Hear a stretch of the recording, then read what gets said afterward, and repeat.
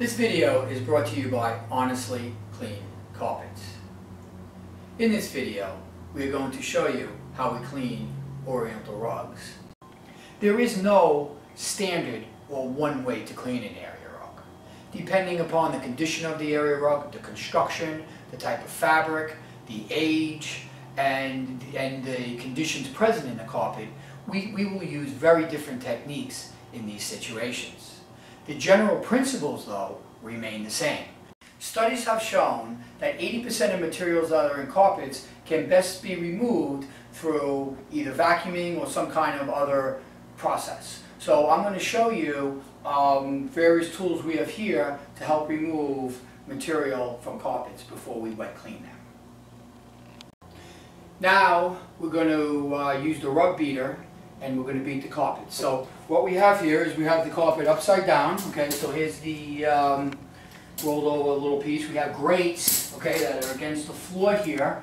And the concept is that the agitation from the machine agitates the carpets upside down and beats out the grounded dirt that's been there for any number of years. So what we do is we get the machine set up.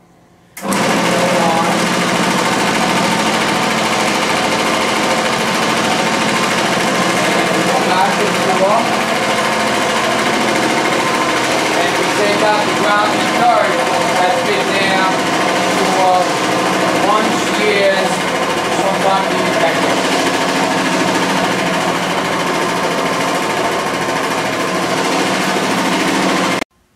Okay, so we're done beating the carpet. That carpet was a highly soiled carpet in a major traffic area, and we'll take a peek at what came out of the carpet. So we'll pull up the grates, and as you can see, that's really pretty significant. So this is actually what came out of the carpet. So if we come and we actually boom it up a little bit, you can see actually very significant. So obviously not every carpet's going to come out with this kind of soil out of it, but that's pretty significant, and the advantage of using a carpet beater on all types of carpets. An excellent tool to use for dry soil removal would be this pile lifter. It's a 67-pound vacuum cleaner with a nice soft nylon brush, and it's pretty intense, and it really does a great job at soil removal. You can see it really full, so you have to keep a firm grip on the carpet. You can use our Brush Pro for dry soil removal. It's got two counter-rotating brushes, and it's again excellent at removing dry soil from carpets.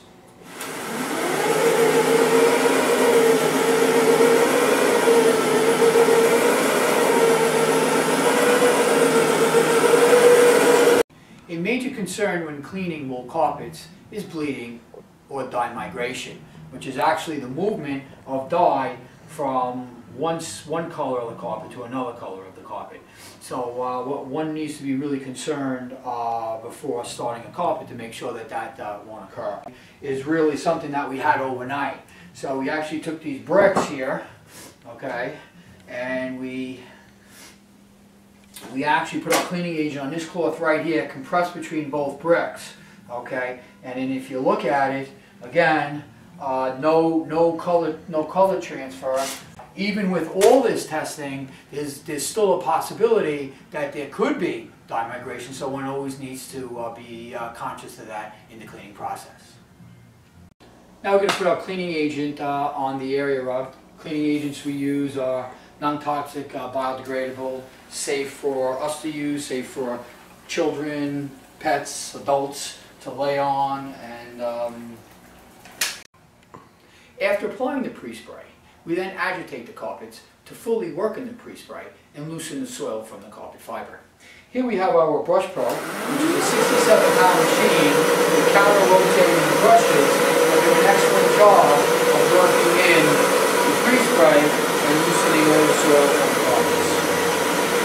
This is a typical kind of extraction that one can use in cleaning carpets wall to wall and also area.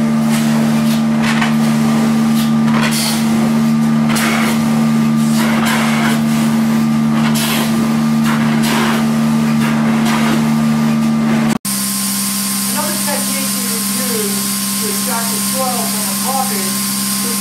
upholstery. In situations where the carpet may be more delicate or a little more fragile than the typical carpet, this makes it an excellent way to extract soil from the carpet.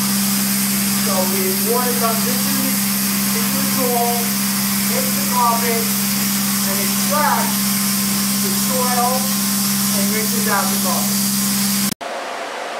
Once we're finished cleaning the carpet, we then want to dry the carpets as fast as possible. So a technique that we use, one technique is to use these air movers.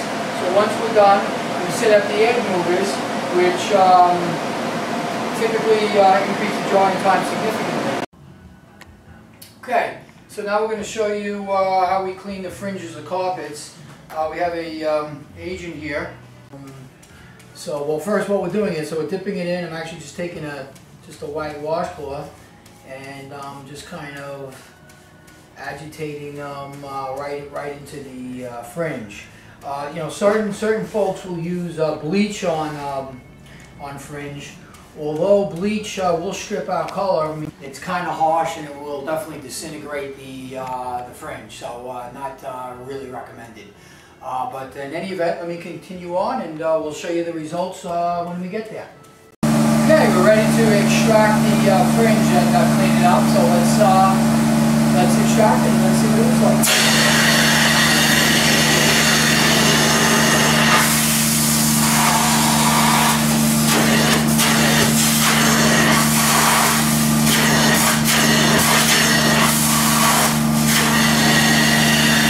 I know we got a little peek at that. The difference between where I stopped right here and the part that's been cleaned is definitely a color change there.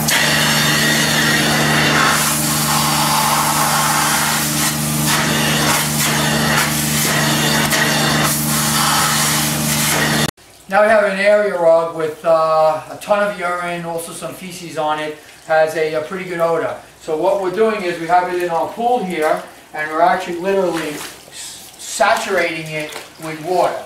So we really have to make sure that we thoroughly saturate it. So we'll thoroughly saturate it, and we'll check back and we'll look at the progress that we're having.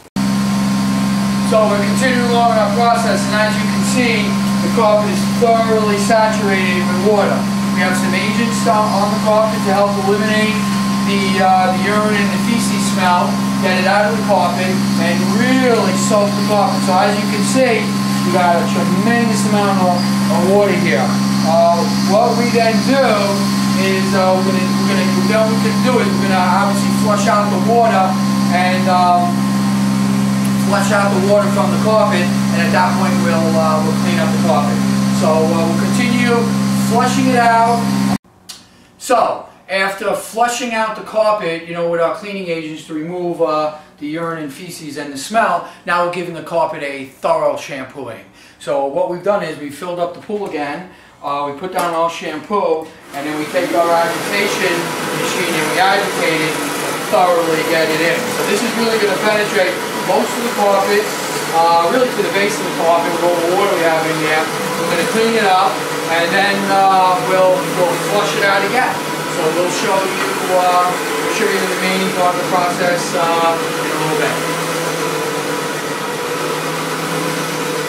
As we squeegee the carpet here, I don't know if you can see this, but there's definitely a discoloration, a little brownish color in there coming out of the carpet. I'm not sure how that picks up on film. In any event, even after soaking it for close to the hour that we did to get out the urine and to flush it out with the shampoo, we're still really thoroughly cleaning the carpet. So we're talking about an area rug over wood floors with 3 big dogs running around and you know, things happening. So you know, again, this is the most extreme case of cleaning, but it's certainly an option out there to get your carpets really the smell out and back to a new state. So we spent the last hour really flushing out the carpets with water and soaking it back up through our water cloth. I'm in the final stages of really extracting all the water out of the carpet with a water cloth, and you can see some of the excess water that's remaining is being sucked up. So again, flushed out the carpet in a very thorough manner, put cleaning agents to combat the urine and feces, sucked out all the water, turned over the water probably 5, 8, 10 times to really flush it out good, and now the carpet is in a condition now we're ready to clean the carpets. So I have in front of us an area rug here that we're going to be working on. We've actually set it up in a pool, so there's a couple situations going on. There's definitely marks, so this was under a dining room table. So obviously a lot of work was done over here in this section, and a lot of work was done over here in this section. So there's years and years of grinding involved. There's a little bit of situation going on here also.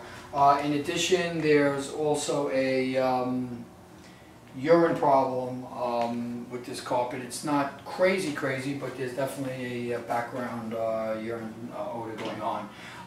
I just want to say that in these sections, through the grinding, through years and years and years, there's no way that I would expect that this section of the carpet is going to return to this section, because basically the actual fiber itself is worn away and grounded out.